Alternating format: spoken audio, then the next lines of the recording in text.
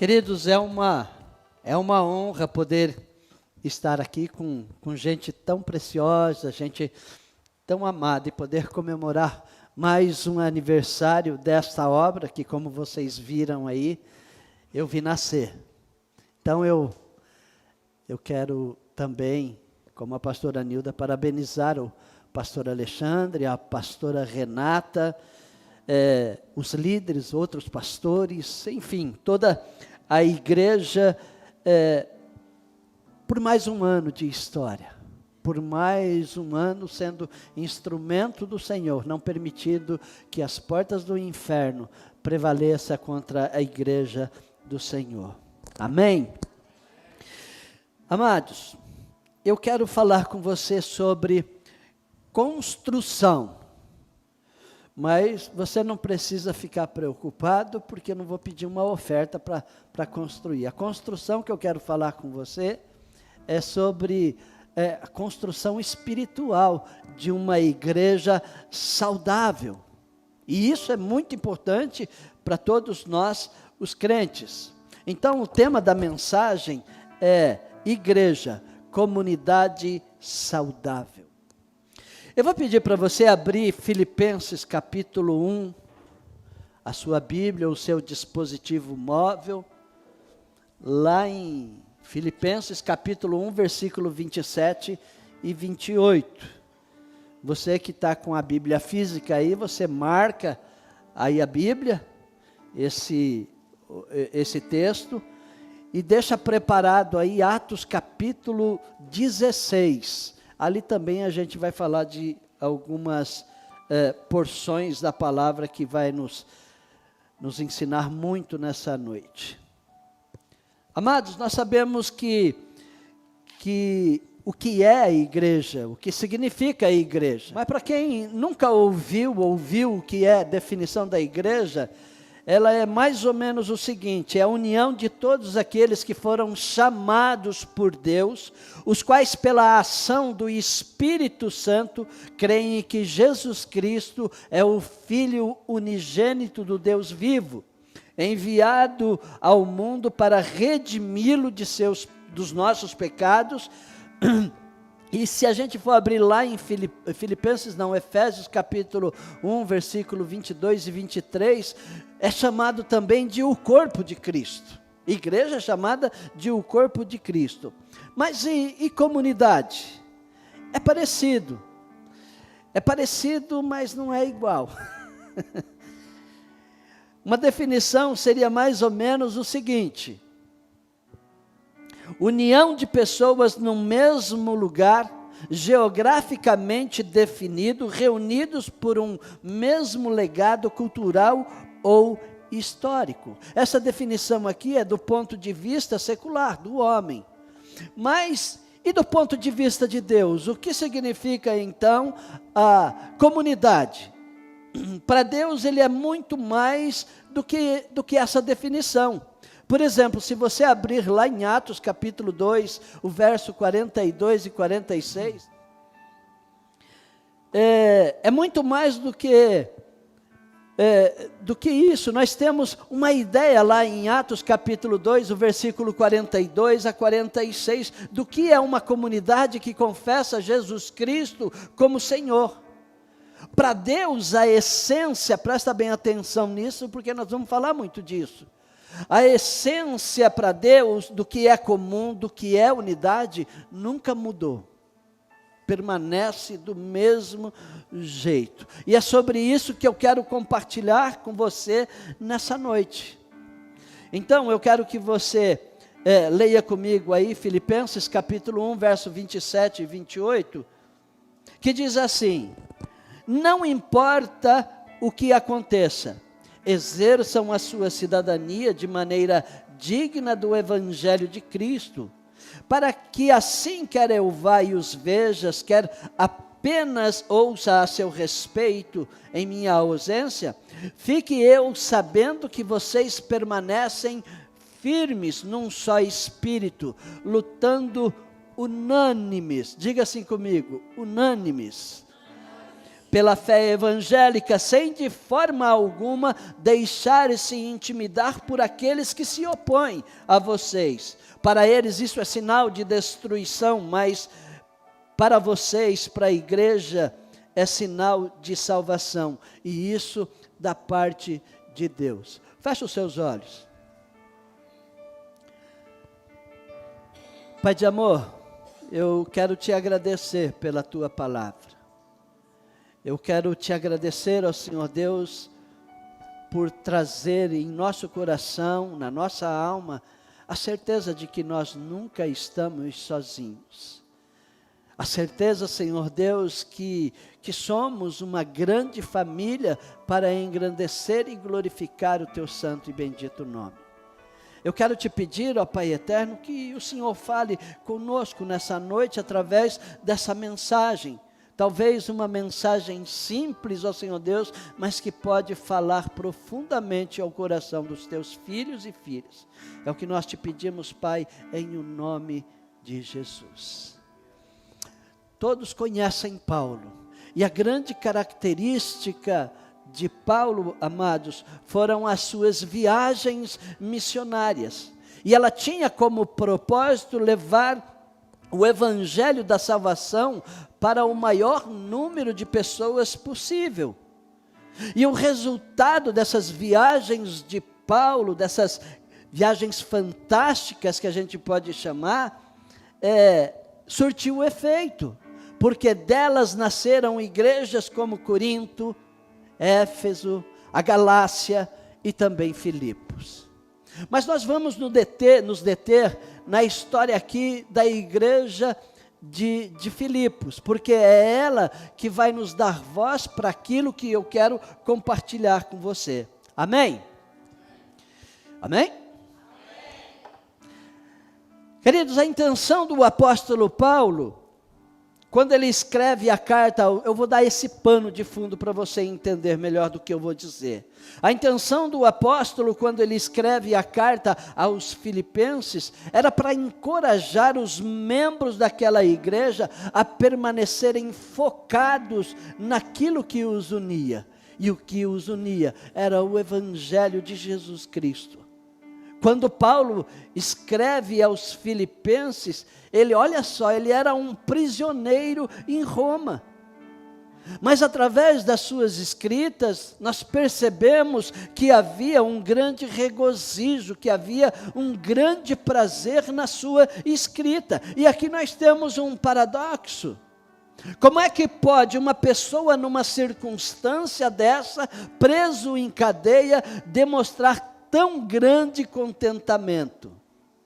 Era tão grande, queridos, o entusiasmo do apóstolos, que essa epístola ela vai ficar conhecida pelos estudiosos, pelos teólogos, como carta da alegria. E é verdade, porque se você parar e marcar a palavra alegria na carta de Filipenses, ela vai aparecer pelo menos 16 vezes em apenas 4 capítulos. Por isso ficou conhecida assim. Fica claro que Paulo ele tinha algo especial com aquela comunidade.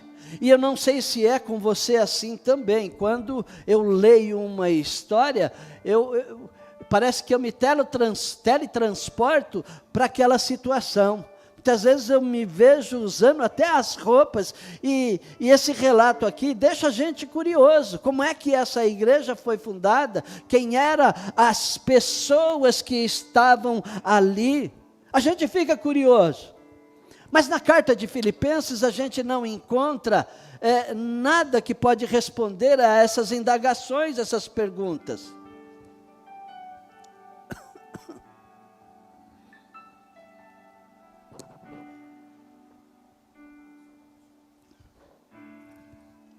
Mas lá em Atos capítulo 16, ele vai nos dar uma visão mais panorâmica do que aconteceu ali naquela igreja. Olha só, capítulo 16 de Atos, o verso 12 até o 15. Diz assim: dali partimos para Filipos, na Macedônia, que é colônia romana e a principal cidade daquele distrito. Ali nós ficamos vários dias. No sábado, saímos da cidade e fomos para a beira do rio, onde esperávamos encontrar um lugar de oração. Sentamo-nos e começamos a conversar com as mulheres que haviam se reunido ali. Uma das que ouviam era uma mulher temente a Deus, chamada Lídia, vendedora de tecido de púrpura. O Senhor abriu o seu coração para atender a mensagem de Paulo. Tendo sido batizada, bem como os de sua casa, ela nos convidou dizendo: se os senhores me consideram uma crente no Senhor, venham ficar em minha casa, e nos convenceu. Essa história ela é maravilhosa, ela é curta, mas ela é tão cheia de vida. Lídia, ela era uma mulher natural de Filipos, e ela se rende ao Evangelho de Jesus, e parece que ela vai se tornar, então, a primeira membra daquela igreja. E o texto bíblico diz que ela era uma comerciante de tecido púrpura, e o tecido púrpura naquela época era um produto muito caro, porque só as pessoas muito ricas é que tinham condições de comprar aquele produto. É como se a gente quisesse comprar hoje, por exemplo, aquela bolsa Celine. Bolsa, a mulherada sabe. Bolsa Celine, Louis Vuitton, não tem uma bolsa Louis Vuitton? Gente, é caro.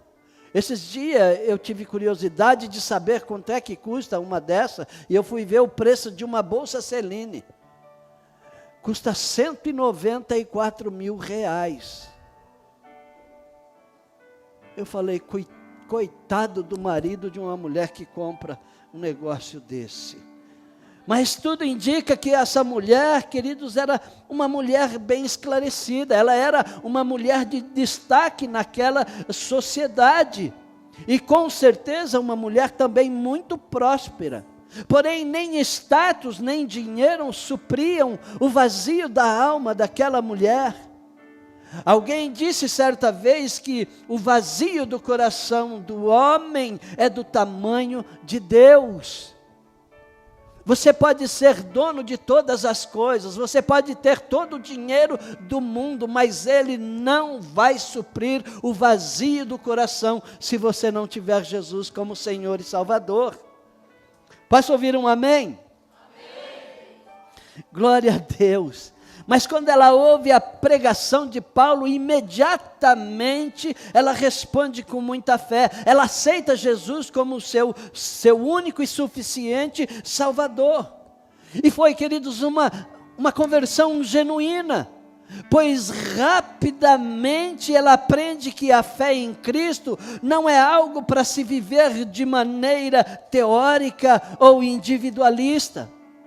Vida cristã, amados, deve ser prática e coletiva, pois se a conversão é verdadeira, o próprio Espírito Santo nos constrange a isso.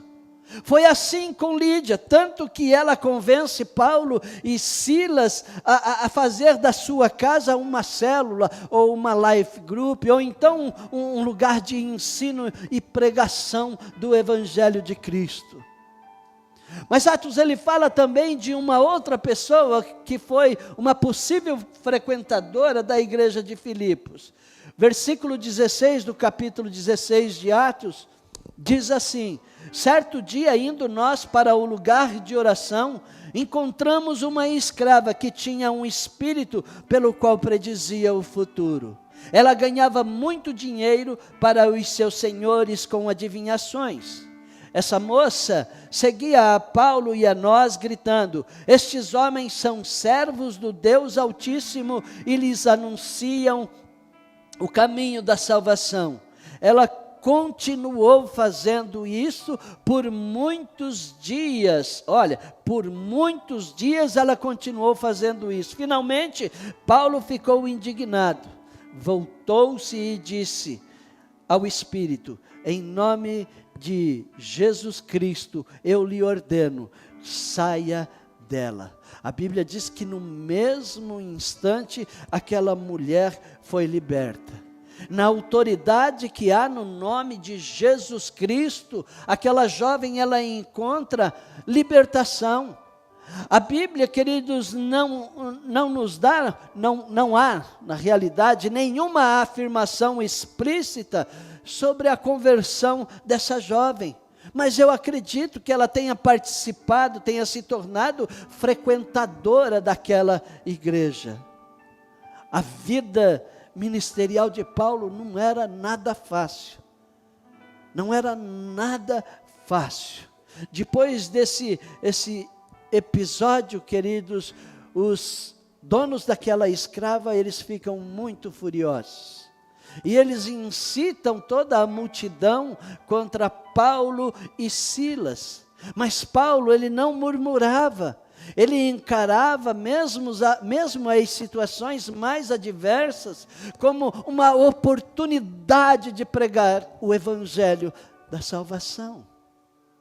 Olha só, na sequência de Atos 16, versículo 19 até o 34, diz assim: percebendo que a sua esperança de lucro tinha acabado, os donos da escrava agarraram Paulo e Silas e o arrastaram para a praça principal diante das autoridades.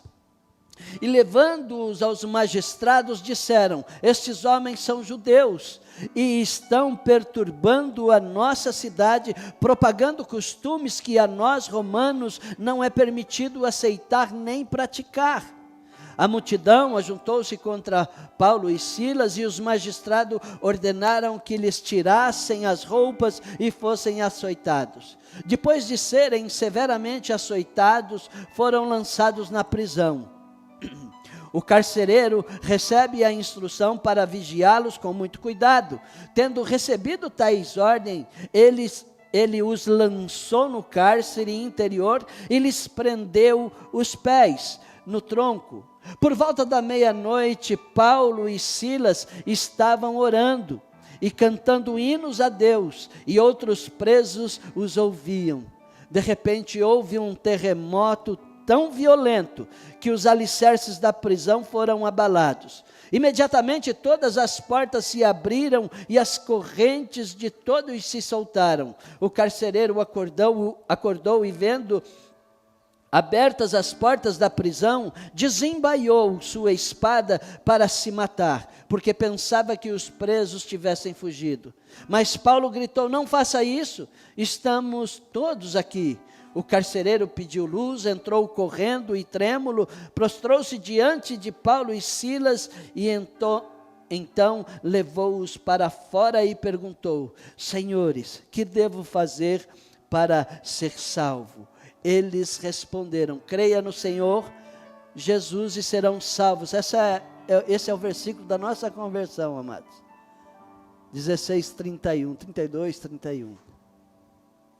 Creia no Senhor Jesus e serão salvos você e os de sua casa. E pregaram a palavra de Deus, e eles e a todos de sua casa. Naquela mesma hora da noite, o carcereiro lavou as feridas deles. Em seguida, ele e todos os seus foram batizados. Então os levou para a sua casa, serviu-lhes uma refeição, e com todos os de sua casa alegrou-se muito por haver crido em Deus. Olha o resultado desse sofrimento.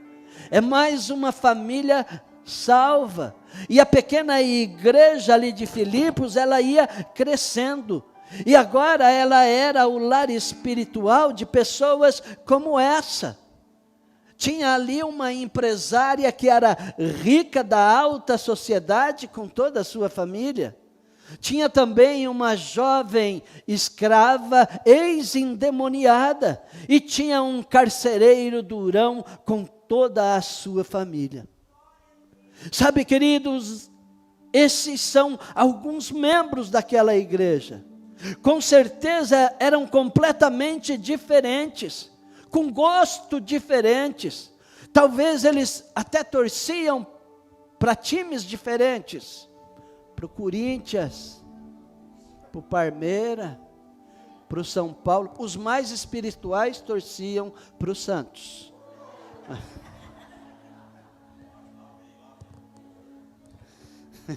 Amém? Amém sim, amém não.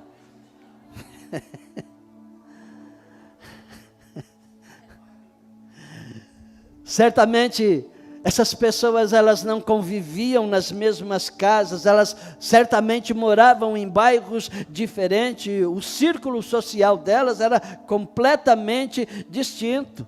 Agora presta atenção, por conta do encontro que eles tiveram com o Senhor, agora Paulo os encoraja a viver uma vida em unidade em Cristo Jesus. E isso, amados, ele é muito mais profundo do que qualquer diferença.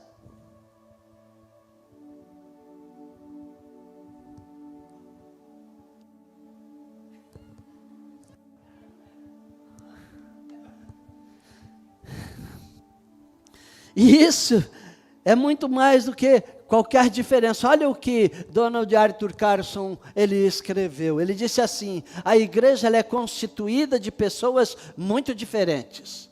O que os une não é o mesmo nível educacional, uma mesma raça, um mesmo padrão de vida, uma mesma posição política, uma mesma nacionalidade, um mesmo sotaque, um mesmo emprego ou qualquer outra coisa desse tipo. Os cristãos, eles se unem porque eles foram salvos por Jesus Cristo. Agora presta atenção, são um bando de gente diferente que se amam por causa de Cristo. Oh, aleluia! Se tiver alguém aí no chat, dá um glória a Deus, manda um emoji assim, bem pentecostal. Amém, queridos? Deu para você entender? Você entendeu o que significa? Sabe, queridos, o que isso significa? Que o que faz eu e você estar aqui, sair do aconchego da nossa casa e nos reunirmos neste lugar, não é porque nós torcemos para o mesmo time, ou porque nós gostamos da mesma comida, ou concordamos em tudo, não.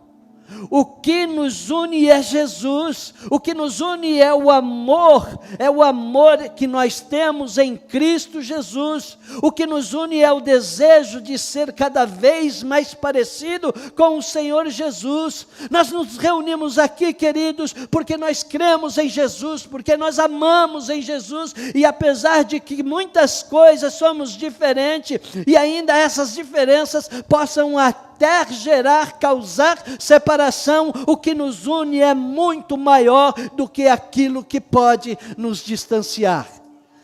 Amém? Você pode dar um glória a Deus? E uma salva de palmas para o Senhor Jesus?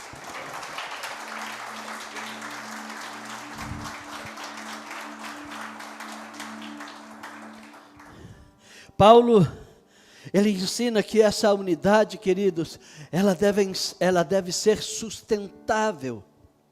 Tanto é verdade que no capítulo de Filipenses que nós lemos, ele escreve: não importa o que aconteça, exerçam a sua cidadania de maneira digna do Evangelho, para que assim quer eu vá e os veja, quer apenas ouça seu respeito em minha ausência, fique eu sabendo que vocês permanecem firmes num só espírito, lutando unânimes pela fé evangélica.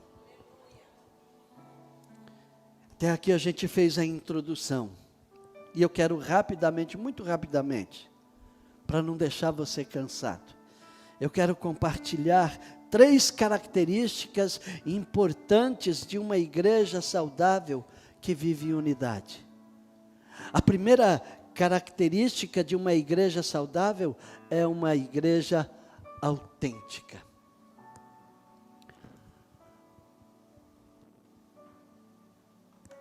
A primeira característica de uma igreja saudável é uma comunidade autêntica.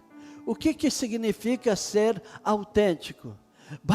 Basicamente significa ser verdadeiros em ações e em palavras. Isso é ser autêntico. Ser autêntico é a antítese da hipocrisia. Pessoas autênticas, elas não vivem de aparências. Onde o evangelho é ensinado, não há espaço para falsidade, pelo contrário. A igreja, ela é um lugar de construção constante do caráter de Cristo na vida das pessoas. Uma comunidade saudável, queridos, deve ter uma marca implícita dentro de si mesmo, dentro de cada crente que diz: sou um crente autêntico, não uso máscara. Amém? Não uso máscara. E essa construção, ela passa por mim, ela vai passar por você, ela passa pelos nossos filhos, e a gente precisa ter consciência disso. Queridos, eu não tenho dúvidas de que todos nós desejamos ardentemente fazer parte de uma comunidade autêntica, de uma comunidade que permita e promova em todos uma convivência saudável, que crie um ambiente de lealdade, de verdade, de liberdade, a liberdade de não usar máscaras, uma igreja baseada no evangelho que liberta os cativos de Satanás, que através da pregação permita que a luz do evangelho possa invadir os porões mais escuros da nossa alma e trazer cura em nome de Jesus. A comunidade que Deus aprova é que, apesar de nós sermos diferentes, a hipocrisia não tem espaço.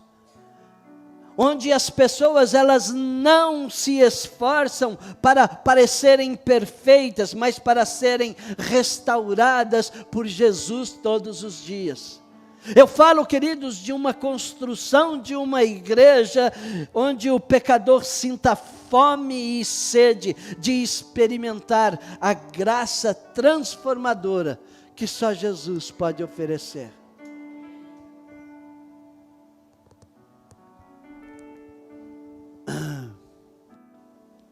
Segundo lugar, a característica de uma igreja saudável é uma comunidade compassiva. Ser compassiva é compreender a razão do sofrimento de Jesus Cristo. É compreender o amor, é compreender o ensino do Senhor Jesus, lá em Mateus capítulo 12, versículo 7, que diz assim: misericórdia quero. Tem a ver, queridos, com empatia, tem a ver com o se colocar no lugar de outro, sem fazer cafuné no pecado. É diferente de complacência, porque a complacência, ela se dispõe a atender e aprovar o desejo, o capricho no outro, do outro. A igreja, ela precisa ser um ambiente compassivo, onde nós compadecemos com as crises uns dos outros, onde nós nos compadecemos com o pecado uns dos outros. Nós não temos direito de apontar o nosso dedo para o pecado de alguém, mas nós temos o dever de pedir: Espírito Santo, usa a minha vida para que eu seja instrumento de bênção na vida dessa pessoa. Amém? Ao mesmo tempo, não significa que nós devemos ser convenientes com aquilo que está fora dos ensinos da Escritura, da Palavra de Deus. Significa que nós precisamos construir ambientes que acolham os mais diversos tipos de pecadores e os guiem à plenitude do conhecimento de Cristo. Nós vivemos em tempo de liberalismo religioso, queridos, que estão invadindo os templos, apresentando um suposto crescimento na graça, mas que na realidade estão relativizando o pecado. Pessoas que já falam até mesmo em querer mudar as Escrituras, usando a desculpa que Deus é amor. Deus é amor, pastor? Claro que é. Ele é puro amor. Ele ama o pecador? Sim, Ele ama o pecador, mas Ele detesta o pecado. Uma coisa precisa ficar bem clara no seu coração. Jesus, Ele espera que eu e você, nós todos, seja a igreja que ama o pecador, mas que não negocia com o pecado. A graça que Jesus Ele oferece, ela é transformadora e ela nos leva ao arrependimento e perdão dos nossos pecados. Os nossos pecados, queridos, sempre colocarão acusadores diante de nós, mas Jesus Ele não nos acusa. O que a gente precisa sempre lembrar é a palavra do próprio Jesus ecoando no nosso coração e na nossa alma, que diz: vá e não peques mais. O que será que precisa, querido, ser acertado na nossa vida? Que pecado talvez precisa ser abandonado para que a nossa caminhada agrade ainda mais a Deus? Quando nós éramos pecadores, nós fomos chamados do jeito que nós estávamos, sim, mas ao longo da caminhada, nós precisávamos e precisamos permitir que Jesus, o agir de Jesus na nossa vida, transformando a nossa vida, de maneira que a gente possa se tornar exatamente aquilo que Ele deseja. Amém?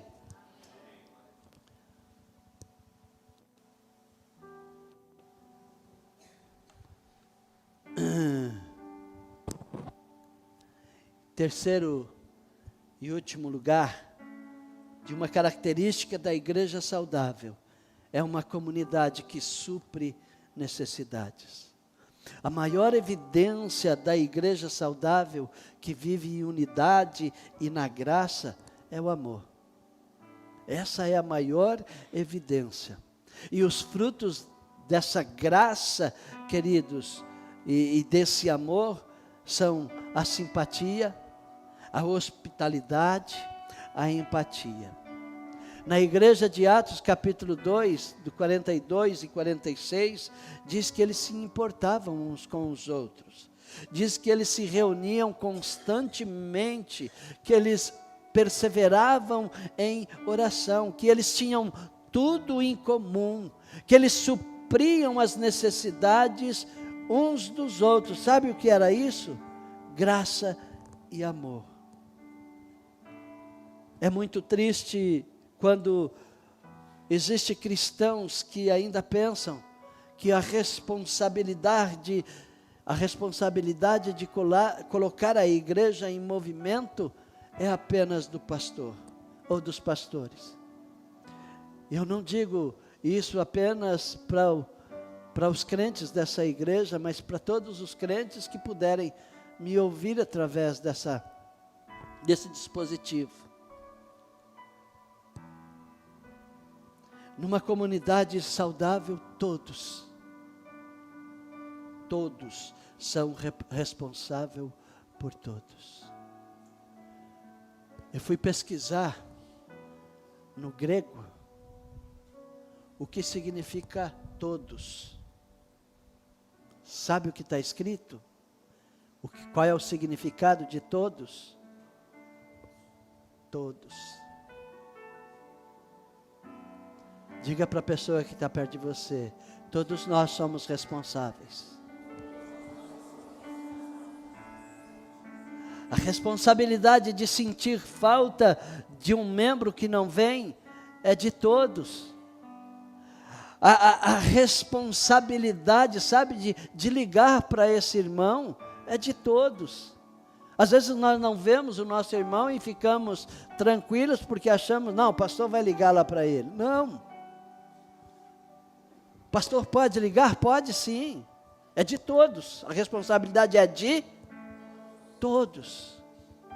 Mas imagine você, pensa no seguinte: hoje se você não estivesse aqui, se você estivesse ficado triste por algum motivo e não veio à igreja, mas depois do culto, ou então amanhã, as pessoas, o pastor te liga, os irmãos te ligam, 1, 2, 3, 4 ligação, como que essa pessoa vai se sentir? Ela vai se sentir que ela não é uma roupa que tira e encosta lá no canto e esquece. Ela vai perceber que ela é importante para essa comunidade, que ela faz parte desse corpo. E que ela é essencial, como assim, como nós todos somos essenciais na obra do Senhor. A responsabilidade de visitar o irmão, de orar pelo irmão, pela irmã, é de todos. A responsabilidade de cuidar dos desempregados é de todos. Quando uma igreja, amados, entende que a responsabilidade não é só de um, mas de todos, então a comunidade avança. Isso é movimento. O movimento não depende apenas de 1, 2 ou 3 líderes, mas depende de todos nós.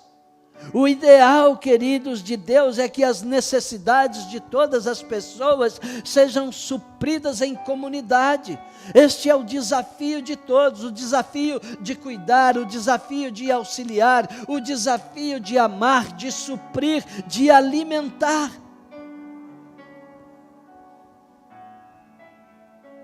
Eu fico pensando às vezes que pastor comprometido com o reino não sonha com uma comunidade que não depende totalmente dele, por exemplo, para entrar em contato com alguém que esteja afastado.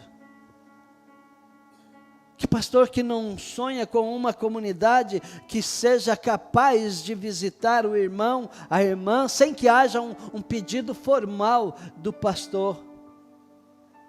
Que pastor que não sonha com uma comunidade onde as famílias se juntam para suprir a necessidade de outras famílias, muitas vezes alguém que nós nem conhecemos. Há um povo sofrendo, há alguém sofrendo, todos nós sofremos juntos.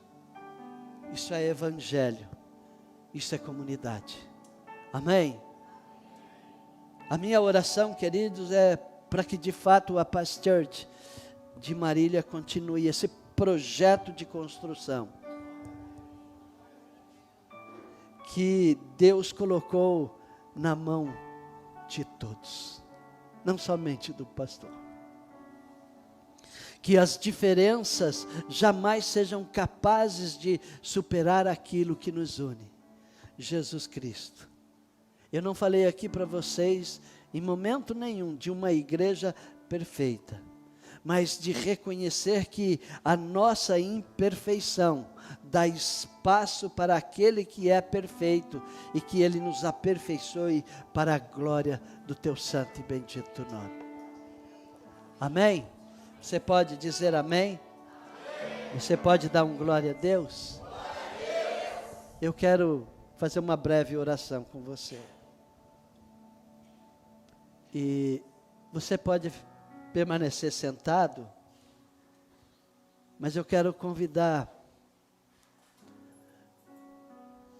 para aqueles que querem fazer diferença no reino, sendo parte desse todo, para que você se coloque de pé, para eu orar aqui. Para que não importa se você é dessa igreja, se você congrega em uma outra igreja, mas que haja agora o desejo no seu coração: Deus, usa a minha vida, para que eu seja igreja, para que eu seja comunidade saudável, que glorifica o nome do Senhor Jesus. Amém?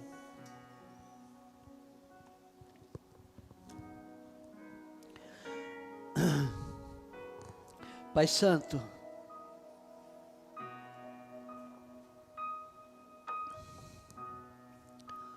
nós falamos aqui de pessoas, Senhor Deus,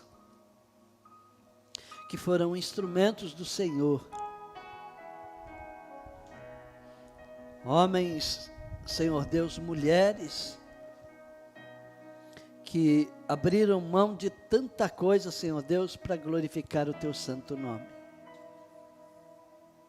Eterno Deus, nós não estamos pedindo aqui para que as pessoas, ó Pai, elas larguem ó Senhor Deus, os seus ministérios, a sua família, os seus negócios, Senhor Deus, para cumprir um chamado de ir às nações. A não ser que haja realmente um chamado específico, Deus. Mas nós estamos, ó Deus, pedindo ao Senhor que o Teu Santo Espírito possa tomar o nosso coração. Possa gerar em nós, ó Senhor Deus, uma consciência, ó Senhor Deus, de igreja, de corpo verdadeiro de Cristo. De um corpo, Senhor, que quando doer a mão, todos vão sentir. De quando doer a perna, Senhor Deus, todos vão sentir. Nós falamos aqui nessa noite, ó Pai, de uma comunidade saudável.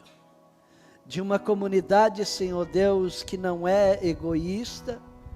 De uma comunidade, ó Deus eterno, que preza, que compreende, ó Senhor Deus, tão grande salvação do Senhor na vida deles.